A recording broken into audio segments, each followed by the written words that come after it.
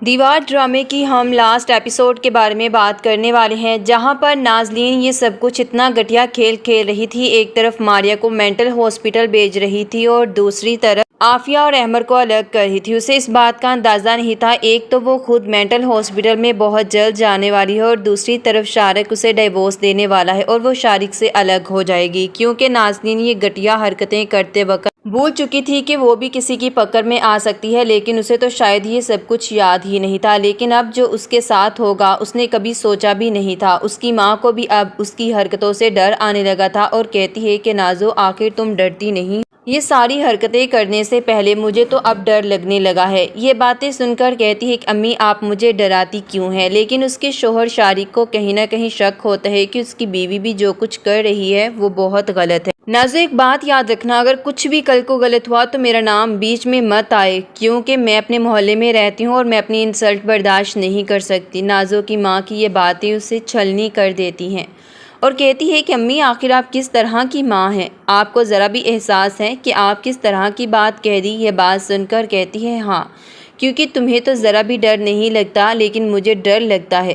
Police کی مار بہت بری ہے نازو، ایک بات یاد رکھنا، ابھی بھی وقت ہے تو تم سنبھل جاؤ، تم سنبھلتی کیوں نہیں؟ یہ بات سن کر نازو اب دل ہی دل میں سوچتی ہے کیا میں جو بھی کر رہی ہوں وہ غلط ہے؟ تو سوچتی ہے کہ نہیں، گڑیا باجی نے بھی تو شادی کی ہے اور دیکھیں اپنا فیوچر کتنا اچھا سیکیور کر لیا ہے، اگر میں بھی یہ سب کچھ کر رہی ہوں تو کچھ غلط نہیں۔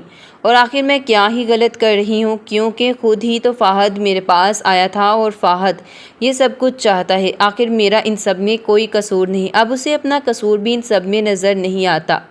لیکن دوسری طرف آپ دیکھنے والے ہیں کہ احمر اب کافی زیادہ اپسٹ ہے کہ آخر یہ سب کچھ اس کے ساتھ کیا ہو رہا ہے اور کیوں۔ وہ بار بار بات کرنے کی کوشش بھی کرتا ہے عافیہ سے، لیکن عافیہ اسے اگنور کرتی ہے، کیونکہ عافیہ کو فہد اور اس کے باپ نے اتنا بزی کر دیا ہے کہ اس کے پاس اب احمر کی بات سننے کا بھی ٹائم نہیں ہوتا۔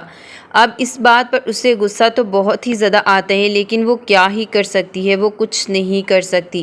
احمر کا بدلتا ہوا رویہ اسے تکلیف تو دیتا ہے، لیکن یہی سوچتی ہے کہ احمر اس کے ساتھ ابھی تک کمپرومائز نہیں کرنا سیکھا، اور کہتی ہے کہ احمر میں کبھی سوچ بھی نہیں سکتی تھی کہ تم میرے ساتھ اس طرح بھی کر سکتے ہو۔ احمر یہ بات سن کر کہتا ہے کہ کیا جو تم کر رہی ہو تمہیں نظر نہیں آتا؟